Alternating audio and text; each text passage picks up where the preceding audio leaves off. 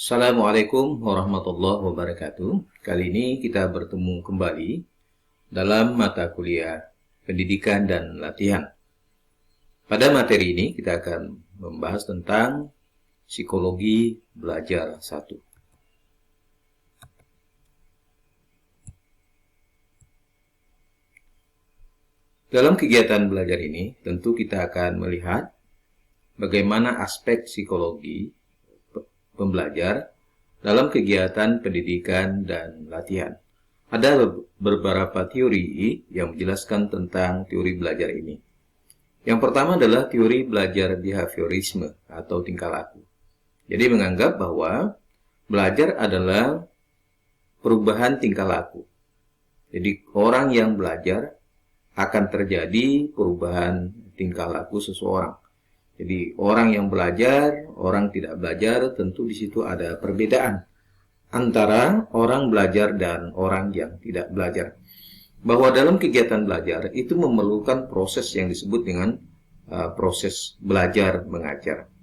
Jadi belajar itu dimulai dari proses adanya stimulus, kemudian adanya proses, ada penguatan yang bersifat positif, dan ada penguatan yang bersifat negatif. Kemudian menghasilkan respon. Faktor lain ialah penguatan atau reinforcement yang dapat memperkuat timbulnya respon. Seorang akan belajar apabila akan diberikan penguatan. Sehingga dengan penguatan atau reinforcement itu dapat memberikan penguatan sehingga orang akan lebih mau belajar. Reinforcement ini bisa kita bagi menjadi dua, yaitu reinforcement yang bersifat positif dan bisa juga yang bersifat negatif. Hal yang terpenting adalah masukan berupa stimulus dan keluaran berupa respon yang diberikan oleh orang yang belajar.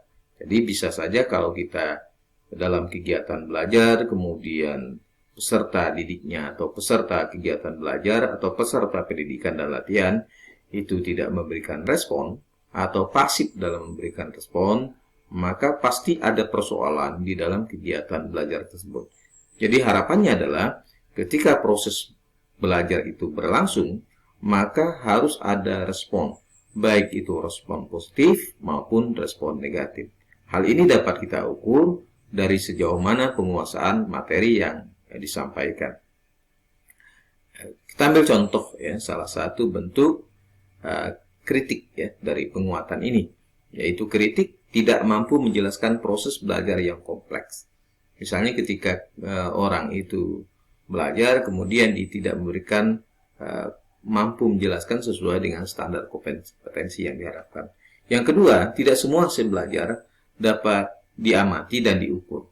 Jadi kegiatan yang berlangsung itu secara otomatis kita tidak bisa mengukurnya pada saat itu, tetapi bisa diukur setelah proses pembelajaran atau post learning.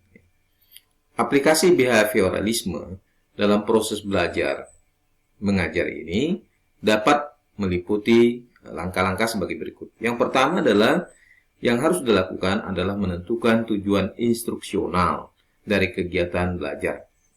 Kemudian yang kedua, menganalisis lingkungan kelas termasuk entry behavior mahasiswa pada saat belajar.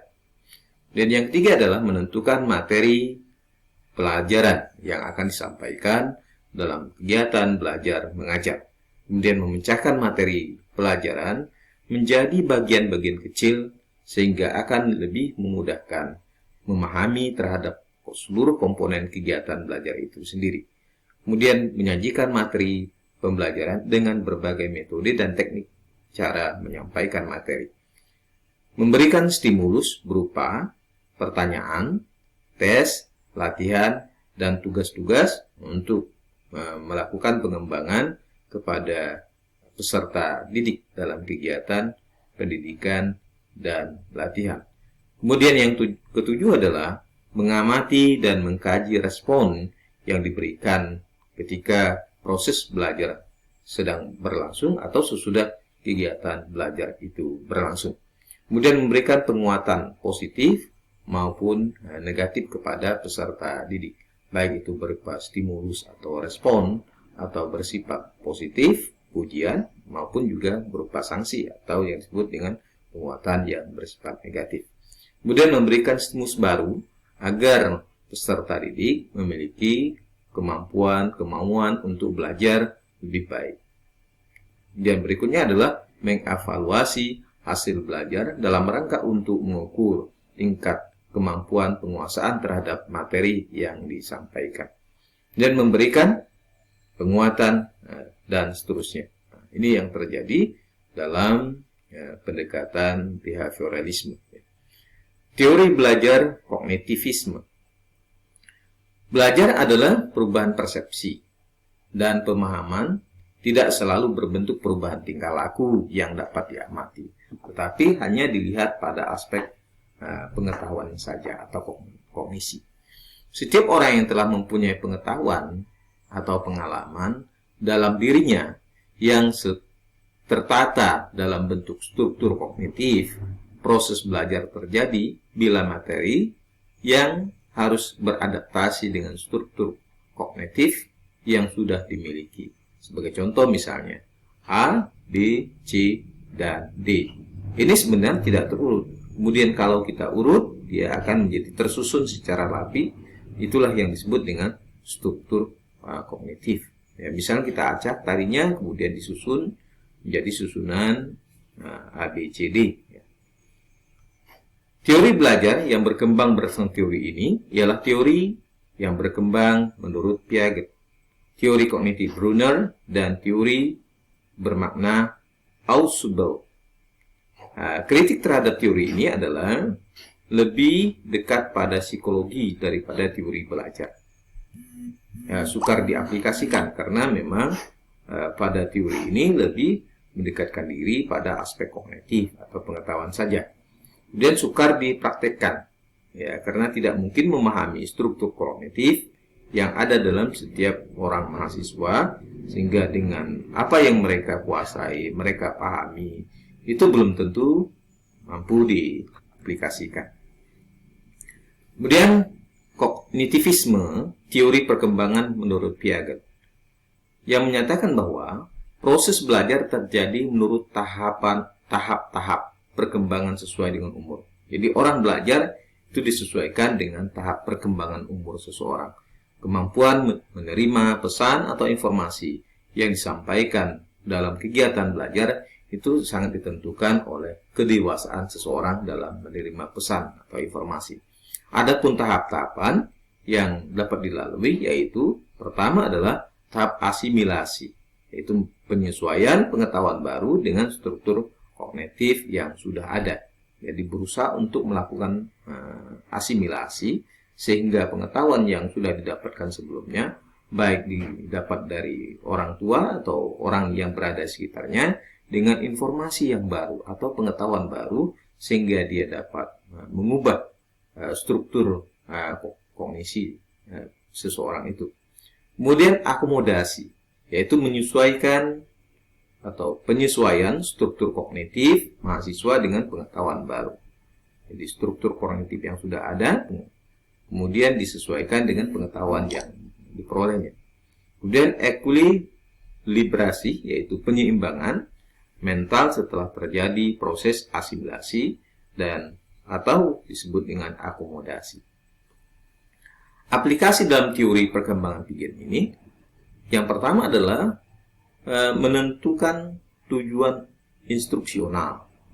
Kemudian yang kedua, memilih materi pelajaran. Kemudian yang ketiga, menentukan topik yang dapat dipelajari secara aktif oleh mahasiswa atau bimbingan minimum oleh dosen. Keempat, merancang kegiatan belajar yang cocok untuk topik yang akan dipelajari oleh mahasiswa. Yang kelima, mempersiapkan berbagai pertanyaan yang memacu kreativitas mahasiswa untuk berdiskusi dan bertanya. Ya, keenam, mengevaluasi proses dan hasil belajar. Sekarang kita lanjut dengan teori kognitivisme oleh Brunner. Menurut Brunner, terjadinya proses belajar lebih ditentukan oleh cara kita mengatur materi pembelajaran. Jadi Materi itu sangat menentukan menurut Brunner dalam kegiatan proses belajar mengajar. Proses belajar terjadi melalui tahap-tahap, yaitu menurut Brunner yang pertama adalah enaktif, yaitu aktivitas mahasiswa untuk memahami lingkungan melalui observasi langsung realitas. Jadi berdasarkan pada dunia nyata. Kemudian yang kedua adalah ikonik.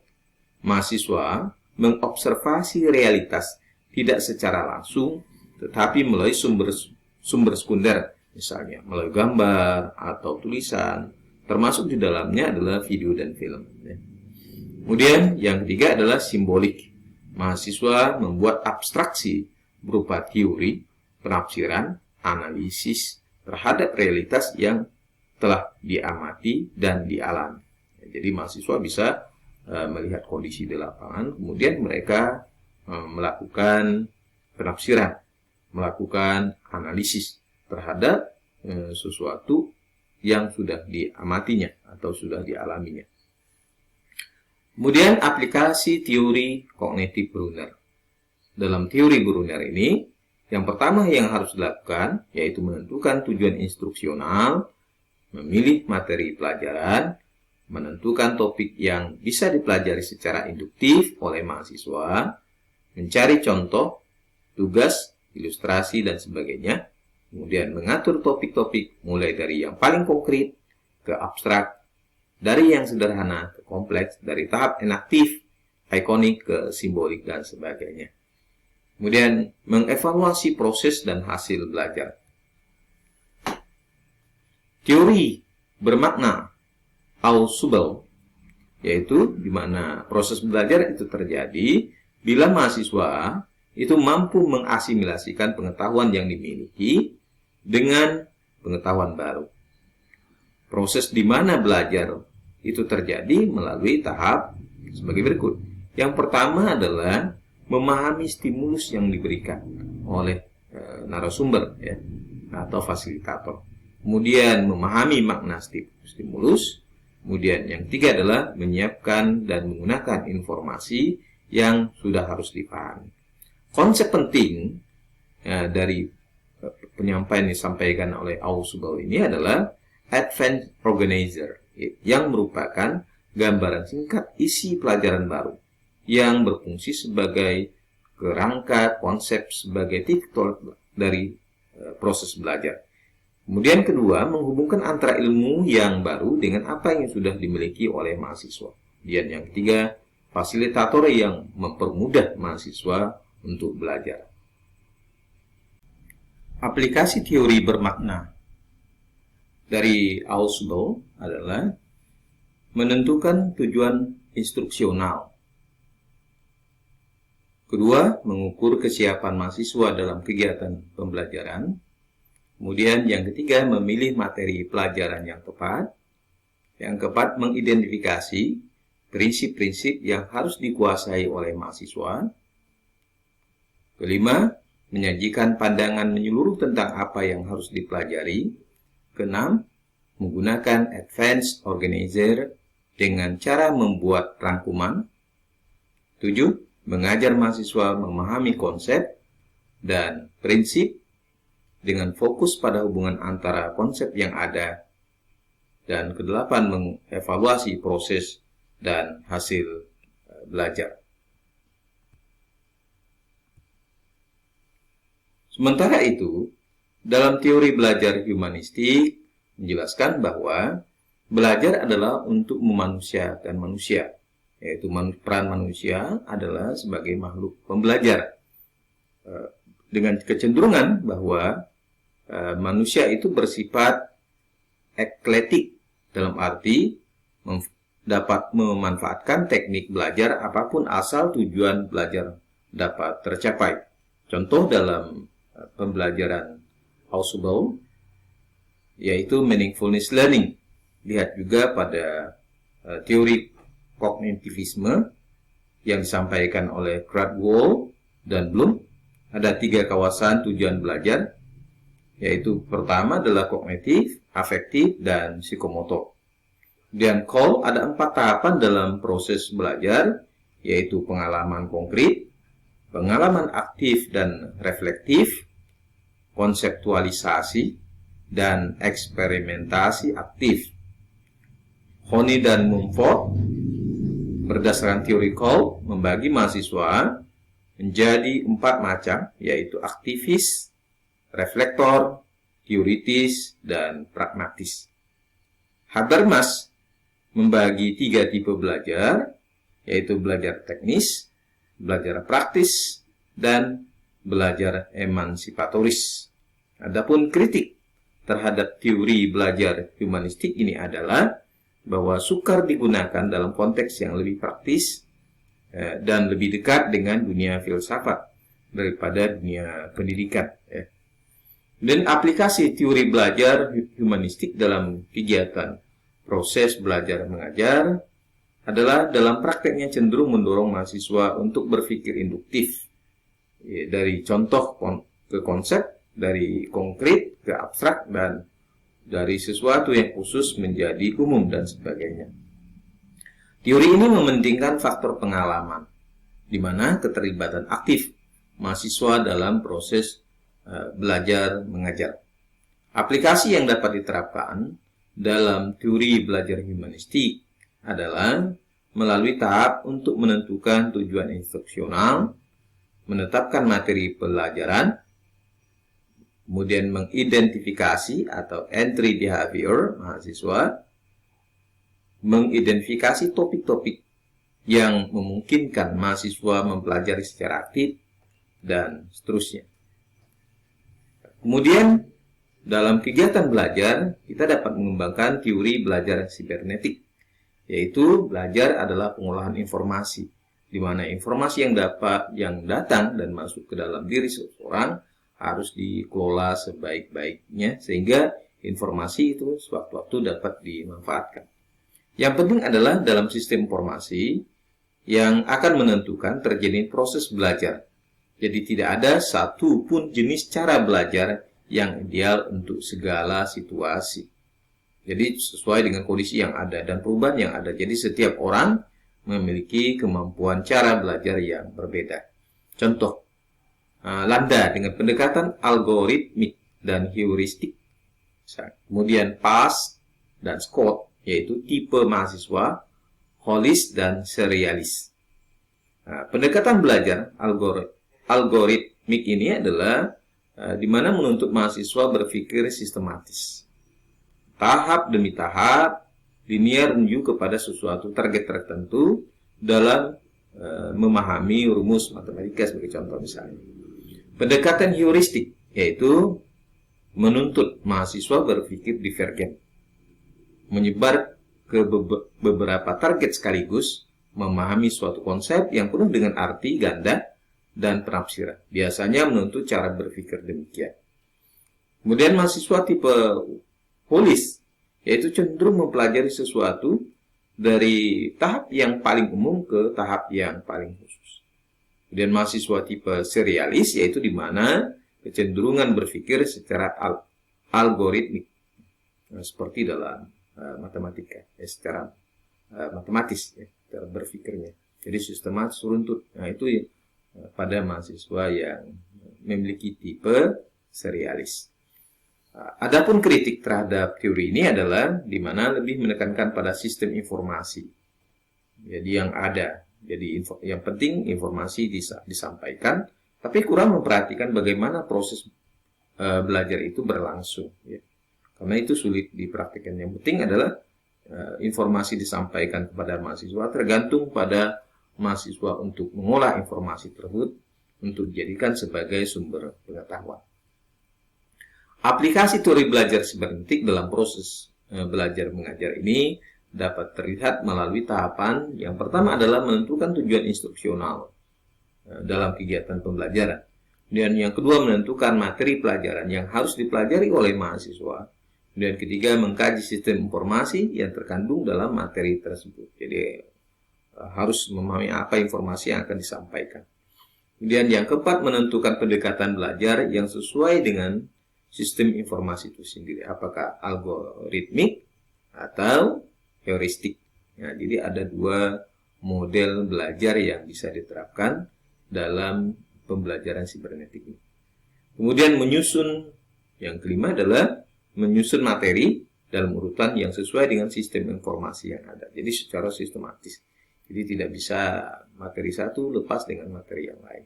Jadi harus ada keterkaitan antara satu materi dengan materi yang lain. Yang keenam adalah menyajikan materi dan membimbing mahasiswa belajar dengan pola yang sesuai dengan urutan pelajaran yang akan disampaikan dalam proses kegiatan belajar mengajar. Adapun proses belajar adalah merupakan proses yang menghasilkan perubahan kemampuan yang relatif permanen ya, dari orang yang belajar. Jadi perubahan yang terjadi adalah bukan merupakan hasil proses pertumbuhan dan perkembangan. Jadi disebabkan karena tadi kemampuan untuk memproses kegiatan belajar tadi. Perubahan adalah kemampuan yang harus dimiliki, yaitu informasi verbal information, merupakan pengetahuan yang dibutuhkan seseorang dalam menjalani pekerjaan atau kehidupannya atau kehidupan nyata pada suatu saat nanti. Kemudian meliputi nama atau label, fakta, dan body of knowledge atau batang tubuh dari ilmu pengetahuan yang dimiliki. Keterampilan intellectual skill, yaitu konsep dan peraturan yang digunakan untuk memecahkan masalah, memberikan pelayanan, dan menciptakan produk. Kemampuan motorik atau motorik skill adalah koordinasi gerak motorik antara pengetahuan tadi dengan keterampilan. Kemudian sikap atau attitude, yaitu kombinasi antara kepercayaan, perasaan yang mendasari seseorang untuk berperilaku.